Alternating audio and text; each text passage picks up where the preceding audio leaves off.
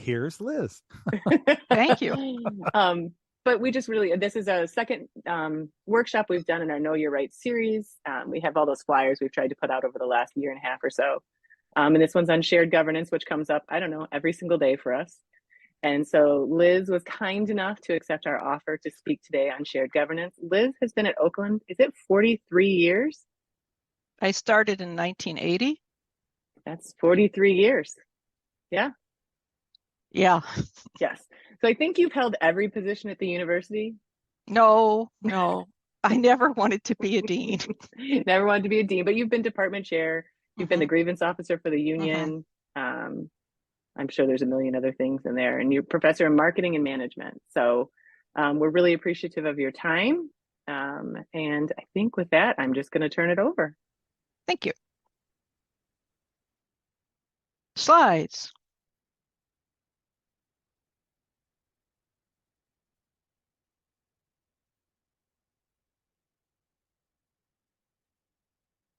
Hi, Ken. I just need to, there we go. I'm going to share my screen so I can get the slides up. And Amy and I practice. I'm going to say, next slide, please, repeatedly. Next slide, please. Okay, I think part of the reason that we're doing this is a lot of us have noticed that there's a change going on. And even though the AAUP issued a statement on shared governance way back in 1966, where we're supposed to communicate with each other, the administration, the board, students, faculty. The purpose of this communication is to make sure that we share information and can figure out joint actions and solve problems. I think part of what I've noticed since 1980 is as we've grown larger, the opportunities for this joint communication and problem solving have decreased. And I think it's really important to think about some of the things we're sharing today, because I feel like over the last several years, there's more of telling what we're going to do rather than what are we going to do to solve problems. And there certainly are a lot of problems that are occurring in higher education. So this idea of joint action, and I think if you go back to 1966, probably universities were much better at this than a lot of other organizations. But in the classes I teach, especially with my graduate students, I'm finding that a lot of other kinds of organizations are engaging in more of this joint communication and problem solving than maybe we are. Next slide, please. Okay, so if we're looking at shared governance, the different groups that we saw on the previous slide have some different responsibilities. And generally, the board is there to make sure that we are focused on our mission. They also check on our financial resources. They are the final decision makers, as we're told all the time. So when we go for tenure or we go for promotion, even when we're hired, the board is the final authority there. And until they vote on that and pass the consent agenda, that doesn't happen. And they're also supposed to monitor and think about the conduct of the administration. What a lot of people don't do, and I think this is important to do, and I'm going to reemphasize it later in the hour, is that you should pay attention to what the board agenda is. And the Board of Trustees paper, if you page, if you can't find it, just type Board of Trustees in the search box of our webpage, and you can go in there and see their agendas and the minutes from previous meetings. And the agendas seem to be posted the day before the meeting. They don't post them too much ahead of time. And I found that a lot of people are surprised because they don't always get noticed that they're being promoted or they've been given tenure in a systematic way. And you can always find that information there. If you look at the board agenda, there have been cases where there might be some discussion by the board about issues that are presented to them. You could attend the meetings, but generally, unless you request to speak, you're not going to get to raise your hand and make any kind of comment. But they meet. They're also a financial group, and they post those agendas also. Next slide, too. Okay, so maybe we have more contact with the next person who's the president. I found that once again, as we've grown larger, you don't tend to interact with the president as much as we used to. The organization is very complex, so there are a lot of other things that the president's doing. Her position is the chief executive, like CEO of the institution, and she's supposed to enact the policies of the board, make sure what we're doing conforms with the board and their mission.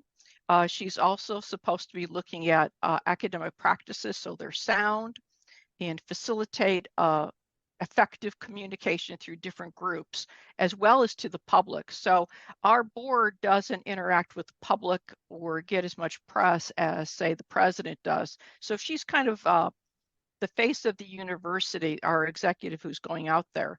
And it's a complex job, so she can't do everything. So her policy is enacted by the chain of command. And if you go and search for the organizational chart, they don't always keep it up to date, but you can occasionally find it. In some of our org classes, we go and have students try to find the chain of command, and sometimes it looks pretty complicated in terms of it's not the same all the time, and they'll change reporting relationships. So one of the things that I like to keep track of is who is really reporting to whom. So if you were here maybe 10 years ago when Scott Kunselman showed up after resigning from the board, he was named something, some kind of, I forget what his title was, but there was a lot of political behavior on the part of vice presidents about who was actually going to report to Kunselman and who wasn't going to report to him. And there have been several other changes which have been interesting. So over the past couple of years, the director of the golf course, Bill Rogers, who retired, his reporting relationship changed, and he was reporting to the athletic director, which was pretty unusual, which I wasn't quite sure why that was happening. So the president has a say, but also supervises or makes sure that the provost, the other VPs, and the deans and the other administrators are also conforming to the stated goals and mission of the university. Next slide, please.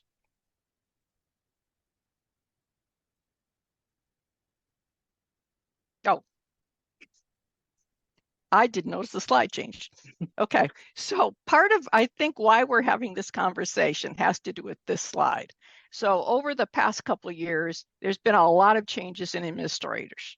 So we've got different vice presidents, we've got different deans, and my immediate experience is these people might not know the history of how we do things or what our governance documents are. And I think that it didn't help that some of these people showed up during the pandemic, and it was very confusing, and no one would know where the documents were. And so I think some of our vice presidents and deans might have come from places where there wasn't a strong union, and maybe think that because they have that position, they can just do things without consulting with us. And I think this has been a point of contention over the past couple of years. And I think that if we become more familiar and we remind them of these documents and make sure they understand what shared governance is, that it's going to be to our benefit. Next slide, please. Okay, we're the faculty. So our responsibility, according to shared governance, relates to the curriculum and educational processes. It relates to the research that we do, and also parts of student life that relate to the educational process. So a good example of this might be if you're coordinating or dealing with students who have internships, or you're working with an educational program to get students more international experience, and I think some of the student organizations too. So because of our status and because we know what our areas are, so we each have an academic unit, we have a department. Later on, we'll talk about some of the documents that relate to this, that our opinions about appointments and reappointments, not giving people tenure, granting tenure, or giving them promotions, we should be involved in those decisions because we have the expertise. So our educational backgrounds and the process we went through gives us more information. I think that sometimes people don't understand what that means in the context of Oakland. I think that people who've been here know that we go through review processes with our faculty committees, and Oakland always does remind us that they are the final deciders, but it would be very difficult for any one provost or president to be able to be totally familiar with all of our areas without relying on our areas of expertise. And shared governance also means that our judgment is really important in terms of educational policy. One of the things I think that we've been dealing with over the past couple of years was how we were going to do the idea of online courses, and whether we were controlling them, the faculty were controlling them, or they were going to be outsourced to someplace else, and that would be still part of the Oakland degree. And so our area of competence means that we have to protect our input in judging colleagues or potential colleagues. Next slide, please. Okay. Even though the regular faculty are members of the AAUP OU group, as well as our special lecturers, there are people on campus who are not part of OU-AAUP, and they still have concerns about governance. If you were here long enough, when the university started working with Beaumont Hospital to have a medical school, the original idea was that the medical faculty would be part of the AAUP. And when Dean Folberg was hired, he did come to the executive committee of the AAUP and made it pretty clear that he didn't want his faculty to be members of our bargaining unit. So while the current faculty of the School of Medicine aren't in our chapter, they do have some shared governance documents on their website, but they also have an AAUP advocacy chapter because they're trying to ensure their rights. I mean, some of the documents on their website might not speak to all of the issues that they would like to have more input on. So there's this AAUP advocacy chapter is an attempt to ensure that the governing documents allow their participation. The lecturers are not unionized. These are people who are instructors who teach less than 16 hours a year. If you teach 16 hours or more, then you become a member of our chapter. So these persons who are sometimes referred to as part-timers, they might teach one class, they might teach a couple classes. They currently have no access to shared governance, even though they're working with our students and are possibly very important to their development. Next slide, please.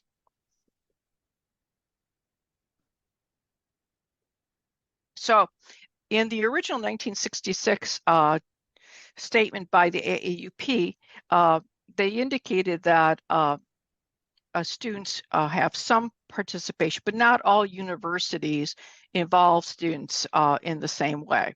Here at OU, we found that students have been very helpful in assisting in the idea of shared governance.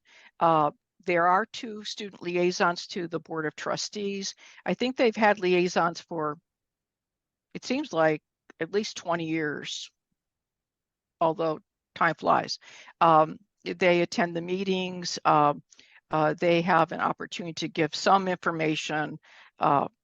We, as faculty, currently don't have a liaison to the Board of Trustees, even though we've been asking for it for quite a while.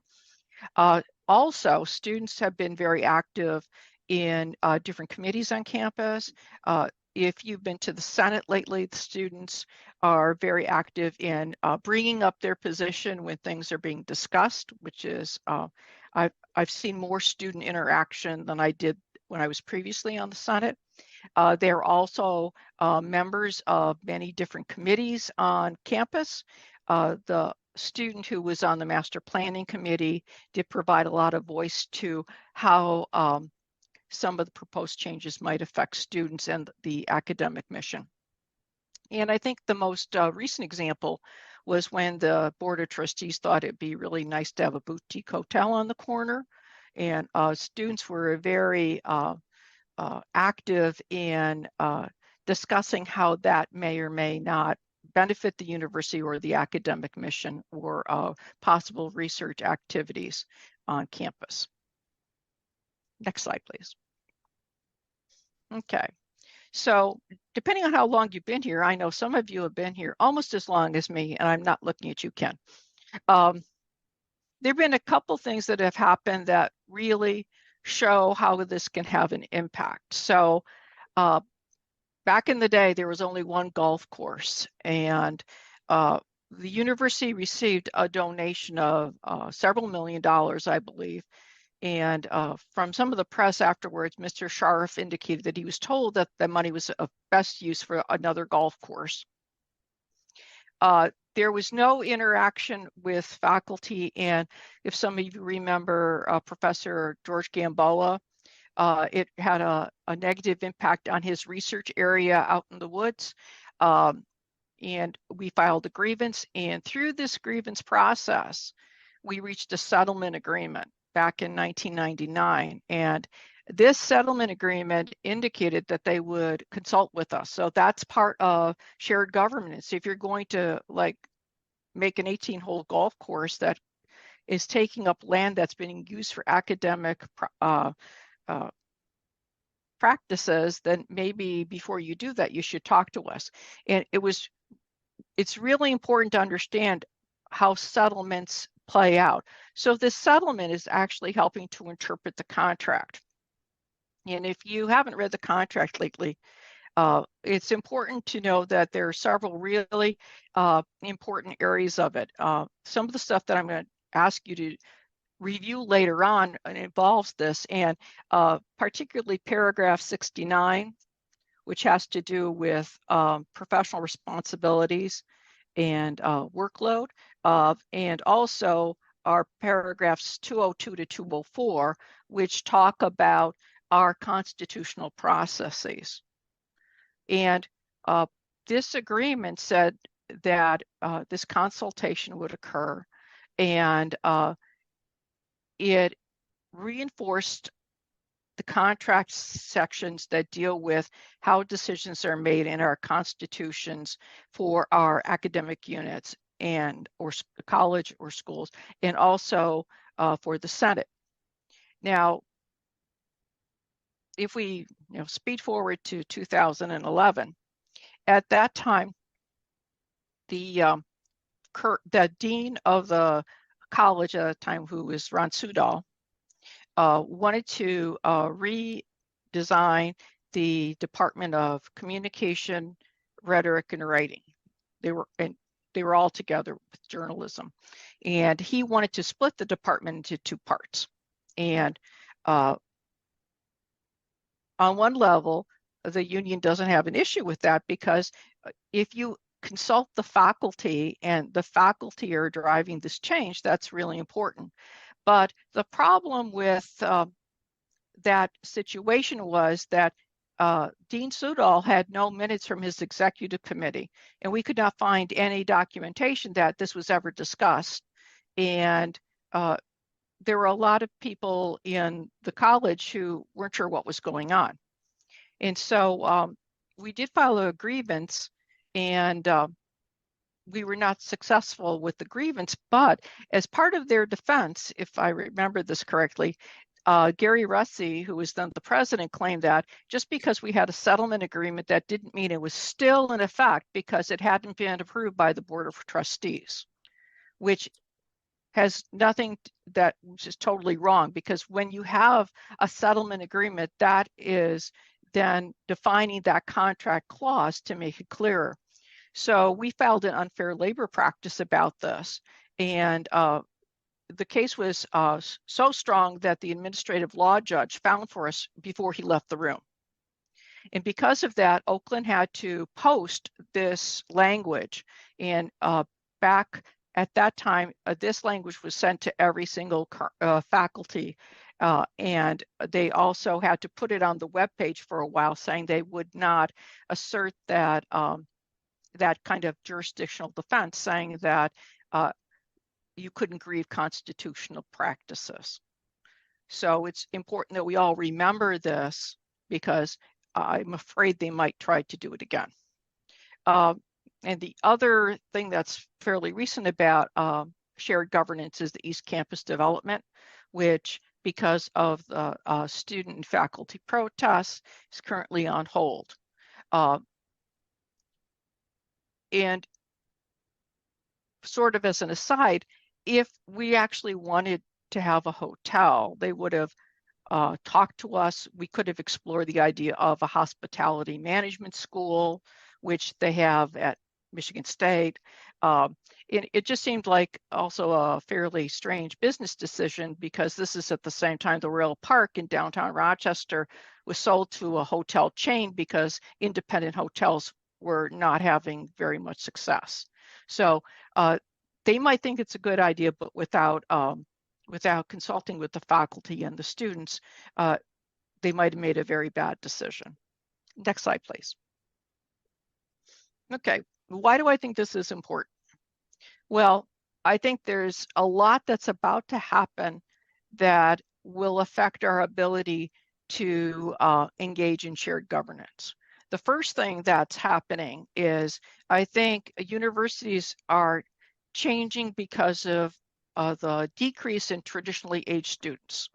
So I'm sure that everyone's dean shared with them the enrollment figures for this fall. Some areas are stable, others have had decreases in enrollment. So there are fewer 18-year-olds. I keep reading that fewer younger people are having children. I don't see the university thinking about more systematic engagement of older students. They seem to be very focused on online education. Everything that I read now is every university is trying to get international students. And if the international students aren't coming on site, they're having online programs. So this is a very different way of viewing a university. And if we're having a different model of what a university is, then I think that there could be threats to our participation in the shared governance. The other thing that I've been looking at is outside political groups concerning the missions of universities. So recently you had New College in Florida. That was pretty interesting. A whole bunch of faculty quit there. They changed the curriculum and they recruited tons and tons of student athletes that they never had before. I think they have more than some established sports programs. Next slide, please. And these are some examples. One school I've been looking at was West Virginia University.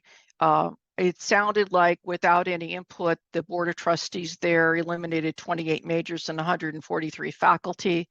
There aren't any public sector bargaining rights in West Virginia. I just read an article by a part-time accounting faculty member there who figured out how you could save a lot of money without getting rid of 28 majors and 143 faculty positions.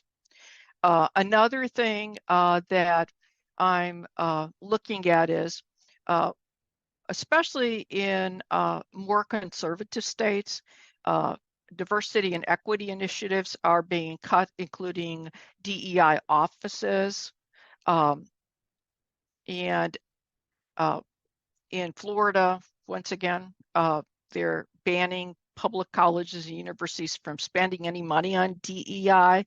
So as someone who teaches human resource management and does research on diversity, it's unclear how that might impact my ability to teach courses the way I would want to, or also research that would be viewed as supporting the mission of a university. And there was just a faculty member in Texas, I think, who was giving a lecture to a med school class, and someone with political connections called up the president. They were going to fire this woman because they thought that she was saying something nasty about, I guess, the lieutenant governor there. So that whole political thing is something that's a little different. And then once again, according to one of the online sites, Higher Ed Dive, 2/3 of colleges are adding online programs to sustain enrollment. So if we're all doing this, I'm not sure how we find all the students, because there aren't necessarily more students. Next slide, please. So this is really why we're here today. So what do you need to do?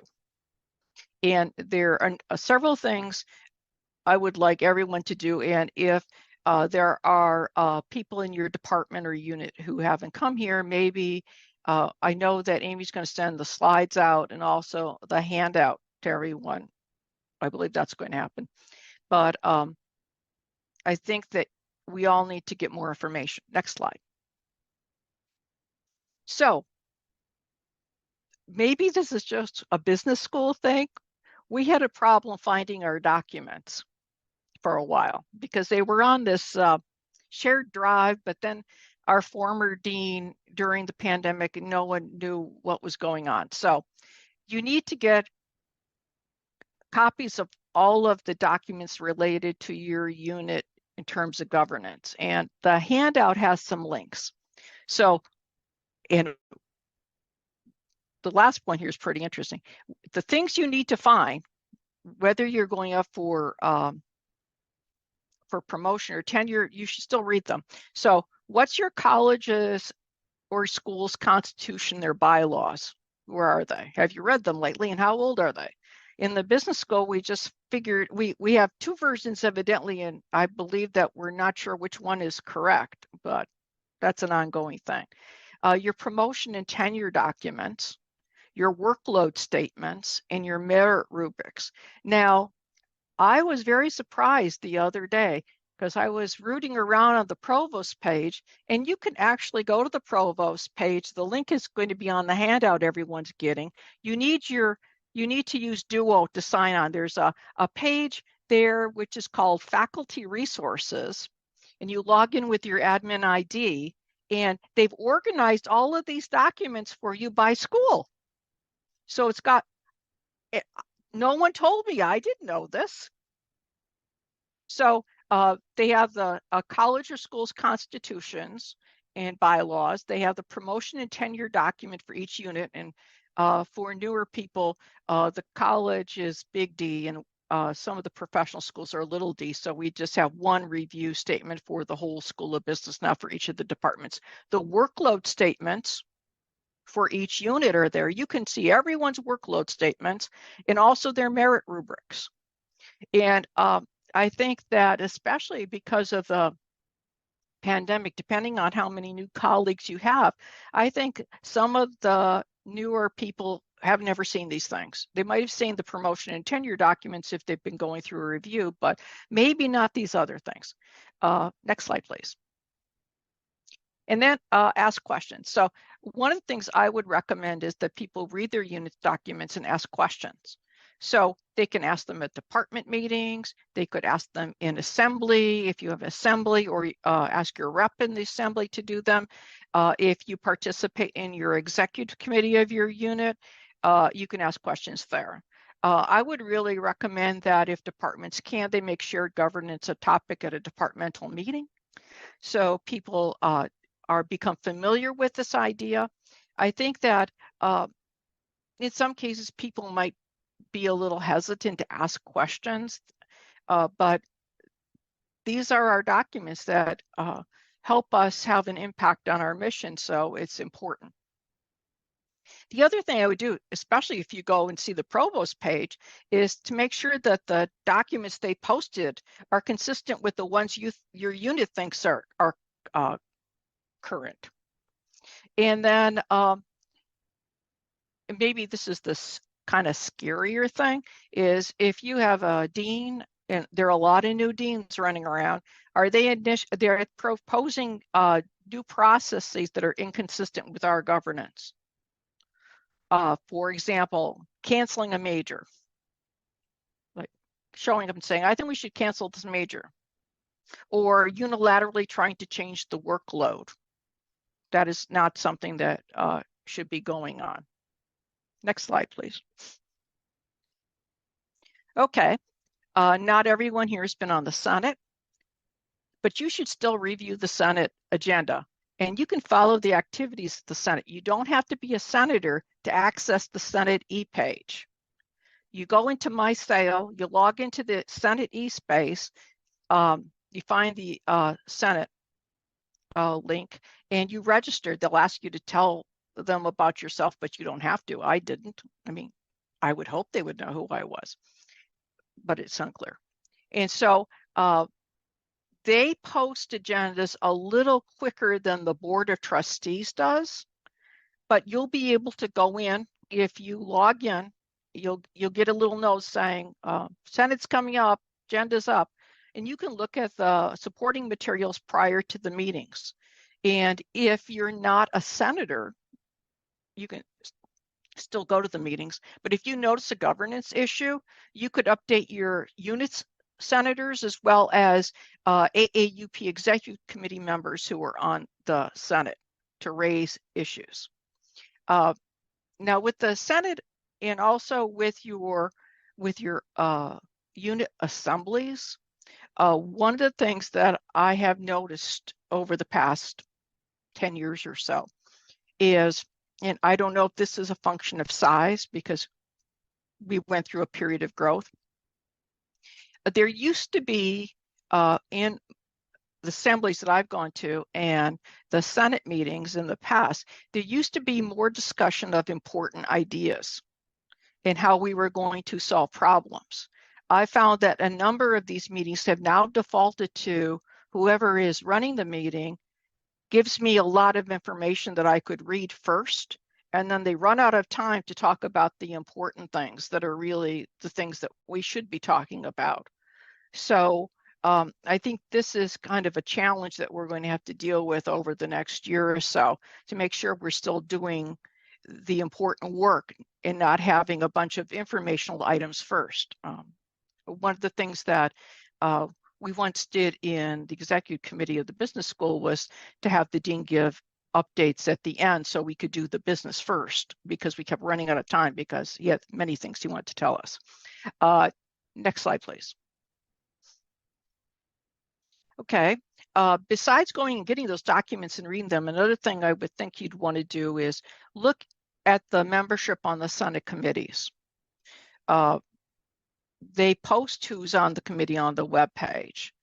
And if there's a particular committee you've been really interested in, you can try to get on it, but if it's still an area of interest to you, find out who is on that committee so you can talk to them and find out what's going on. So, for example, you might want to reach out to faculty on the Campus Development and Environment Committee. So that was a very important committee about the East Campus. There are other committees that you might want to, if there's somebody from your unit, find out what's going on and see what kind of feedback they have. Sometimes departments have committee updates. Usually these are related to people from curriculum committees, but we could do this more broadly for other kinds of committees on campus. Next slide, please. Part of the issue here is that this is not without a cost to people. There's a time investment with doing this. I think that maybe as a starting point, once you get the documents, is really focusing in the department about understanding how this relates to us and how we can take a stronger position. And I don't know if that's the last slide or not. Oh, here. This is the last slide. If you really are a history buff, you can go into the online archives if you don't want to go into the archives themselves. And there are some faculty essays in the Oakland Journal about governance. And there are some old documents about strategic planning and its involvement with shared governance. But unless you really want to see how things were in like 1972, I think that focusing on the current documents and making sure they are the appropriate things that are posted, I think that this would just kind of be like a last thing you might want to do. So I think that's all the slides, so we can talk.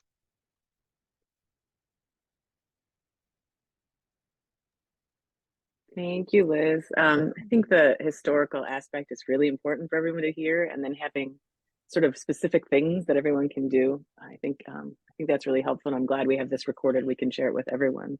So if anybody has any questions or comments, you could just raise your hand or put it in the chat, and then we can just call on you that way. Hi, Janelle. Hi, Cynthia. Hello. Sorry, I had a doctor's appointment, ran over. So I'm here. I'm seeing all the people from my department. Go ahead, Cynthia. Yeah, so I have a question. Actually, I have two questions. The first question has to do with Robert's Rules of Order, because one of the things that I am noticing in assembly and probably in other kinds of meetings, not ours, but in other meetings, that there does not seem to be a knowledge base among the faculty and then an application of Robert's Rules of Order, and when something is the first reading, and when it's appropriate to waive the first reading, why we have a second reading. And so even though that sounds like a comment pretending to be a question, the question really is, how far down does the use of Robert's Rule of Order need to be? And so let me give you an example. Should there be a motion and a vote for an undergraduate curriculum committee before something is moved affirmatively to EC? Should there be a motion and a vote at the EC before something moves to assembly? Obviously, at assembly, we should also have, a motion and a vote for certain kinds of action items. But I'm just wondering, because if there's no like motion and vote, how are these things moving through, and where do we get buy-in or not? Can you explain some of that? I think Mike could answer that. I could. Typically what at any organization, any Robert's Rules of Order requires everything in assembly, would say in their bylaws or in their constitution whether that body is to follow whatever rules. So for instance, the Senate says that Senate meetings will be governed by Robert's Rules. Most of the assemblies on campus say the same thing. Typically departments at Oakland do not have bylaws. But most of the ones that I have been to do in fact follow at least some semblance of Robert's Rules, where there is, a motion, a second, some discussion, a vote. So would you recommend that each assembly have a parliamentarian? Oh, absolutely. In fact, most of the constitutions on campus require the assemblies to have parliamentarians. So I Okay. guess we could ask, who's the parliamentarian?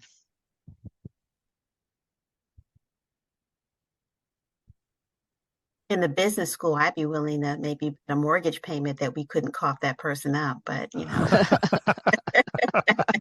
You wouldn't be the only school that couldn't cough a name up there. But I think this, what Cynthia's getting at, is part of what's happened. You know, these, when mistakes are made, or when decisions are made and people go back to figure out how the decisions are made, if there isn't that documentation of it, there can't be that assurance that shared governance has in fact occurred. So the more Robert's Rules of Orders or some sort of formalized process is used, the more it's easier to track those decision-making processes.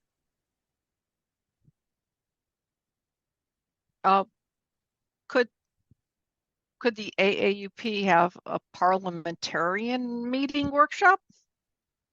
I think we've kind of discussed that. It's come up a couple times. I think since Mike's our president right now, it seems like a timely time to do it.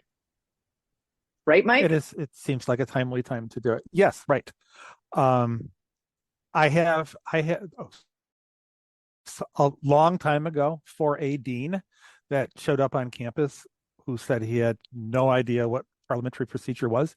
I wrote sort of a brief introduction to that has, in the last year or so, been changed to meet the university senate requirements, and it's now included in the packet that goes to university senators.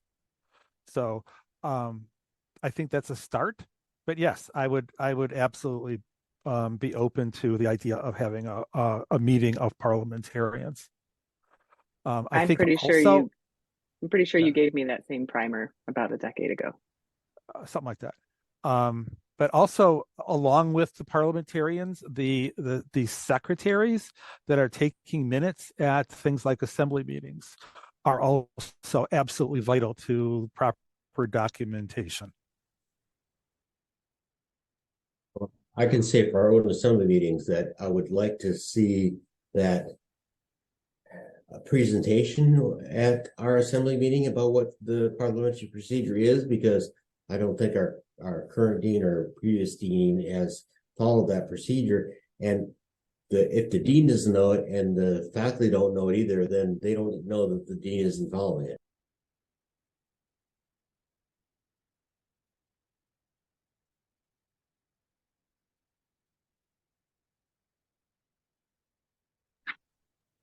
Other questions for Liz? Oh, go ahead. Sorry. Well, and this is maybe just a general observation, and we talked about this last time, but that as I think that becomes more and more true, Ken, as time goes by and people don't know what things were like in the before times, right? The way things used to be when we did have, I think, stronger shared governance, and people actually got more involved in it, more engaged. And so we've created a culture over some period of time where people don't even know these things anymore. So they don't speak up and they don't say, well, wait, is that really how we're supposed to do this? Because they don't know any different. And so there's a lot of education, I think, involved in having events like this. I think are fantastic for that.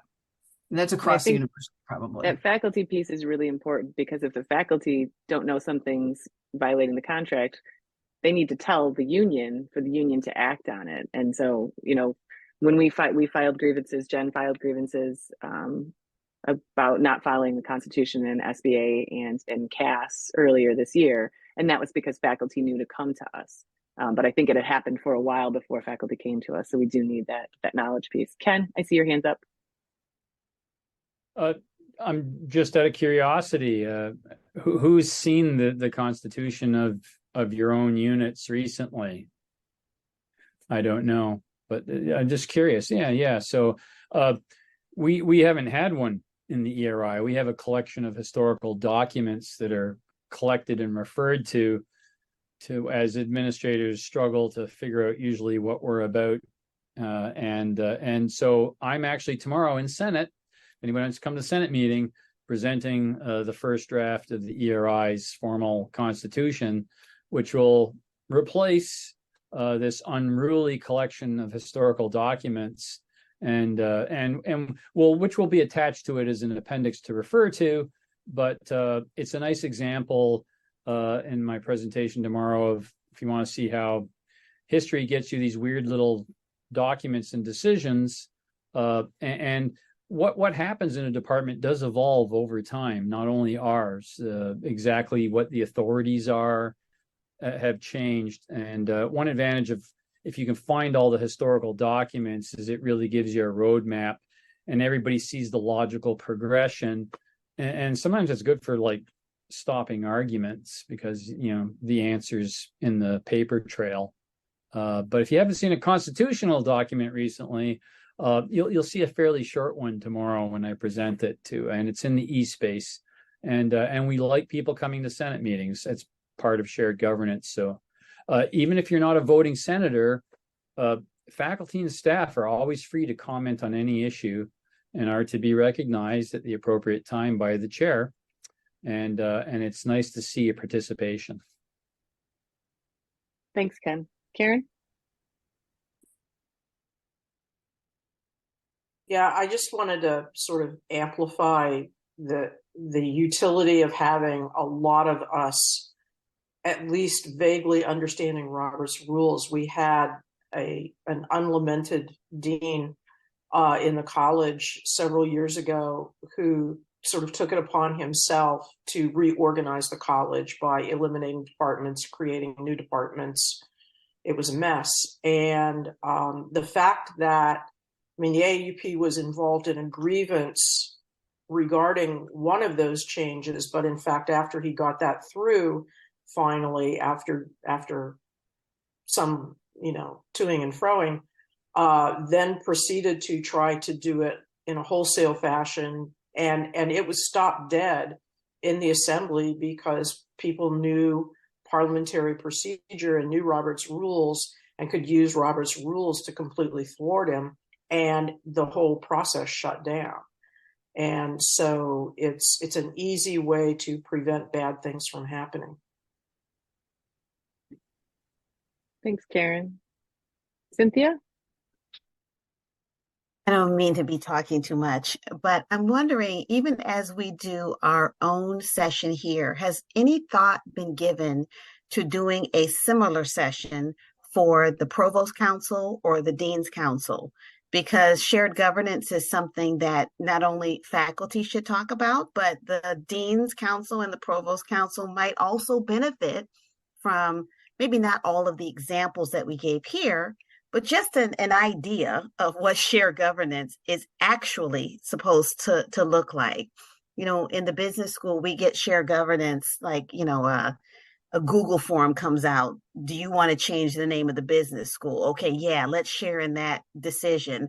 But coming up with a brand new mission statement, poof, it appears.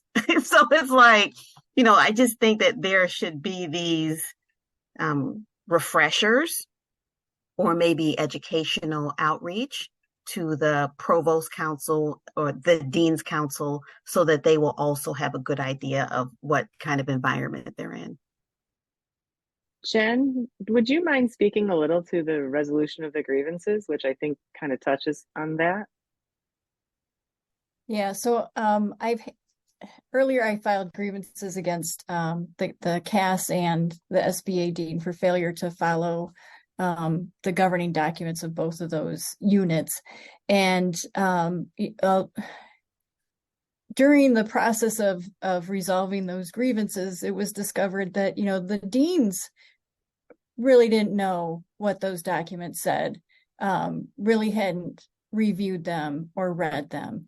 And I've had some other conversations with Nivedita in the provost's office as well about, you know, this is a problem that the administrators don't know what our documents say, our contract, or let alone the governing documents of our institution. And I've been told that they're going to think about doing a better onboarding of new administrators as they come in to make sure that they are aware of how important these documents are. It's just been really mind-boggling to me that the leaders of our institution have not taken the time to review the documents that govern their jobs. But you know, and that's part of, you know, what we're supposed to be doing as faculty, is to make sure that they're doing their jobs correctly as well. And, you know, we can help through the AAUP by filing the appropriate grievance. But, you know, in your meetings, as new proposals come up and there's pushes, you know, these arbitrary deadlines for making changes to an online catalog, that, you know, they say, oh, we've got to rush these things through, and you're asked to waive the second reading on a bunch of things. It just drives me crazy, because we're not being given, you know, enough information to make informed decisions, and we're not given the time to actually think and process. I mean, that's what we do, you know, as researchers. We delve deep into things and we take the time to process information, and oftentimes we're asked to make decisions about curriculum too quickly, I think, in my opinion. And so if we could start asking more questions and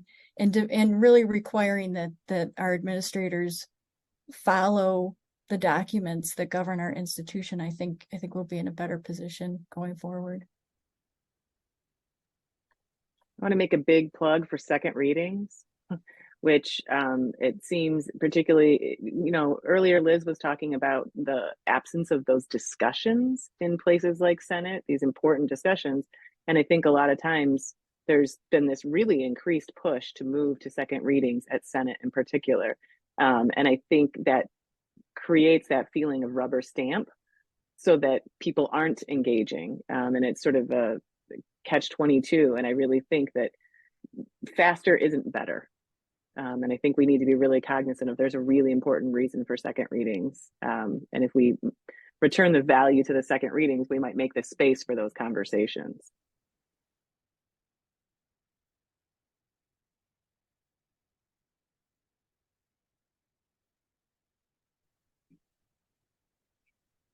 Other questions or comments for Liz?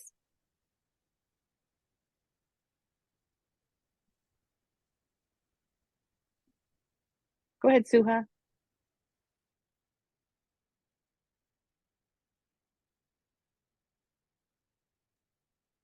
Oh, nope, she took her hand down, I think. Sorry, I'm having some technical difficulties. There you are. I just want to ask about, how do you get faculty empowered after learning? Like, how do you, like, I feel like faculty sometimes don't know about how powerful governance can be and don't use it. Like, I feel like sometimes they vote on things because they just want to keep things moving. And as a senior faculty member, I feel like I should be empowering people and educating them about, you know, this is within your right, this is faculty governance, you know, and I feel like I'm not getting anywhere. So I think what I'm asking for, like, how do you get to faculty, especially to young faculty? How do you let them know about, you know, this is not administration who's telling you what to do and you should follow it regardless. You can speak up as long as you speak up professionally within your rights, you know. I think I'm stuck with that. I think that sometimes with younger faculty, they're worried it'll affect their reviews and they won't be reappointed. Correct. So I think associate and fulls could be good models, but then after the discussion in the meeting, go find those junior faculty in the next day or two and talk to them and say, this is how you can contribute.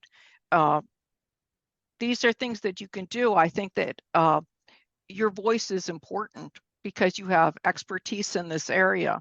But I've over the time I've been here, there have been people who are like afraid to say things. I understand that. I tend to be somebody who like speaks up. So, and I've had like one of the vice presidents call my dean on me and tell me to be quiet. But he said, "Oh, just tell me when you're going to do this, so I'm prepared." So, but that was our good dean. Okay. All right. Thank you. It is almost 6, so unless anyone has any final questions or comments, we just want to thank Liz for your time. I think this is really helpful, and I think not just really helpful for this group, but this is a really great workshop to have recorded, because we can share it with our members, and it'll make it to the administration. So it can be that sort of lesson that Cynthia was talking about previously. So we really appreciate your time, Liz. Oh, thank you. Yes, thank you, Liz. Bye, everyone. Thank you, Mike. Bye. It's nice to actually see you, Liz.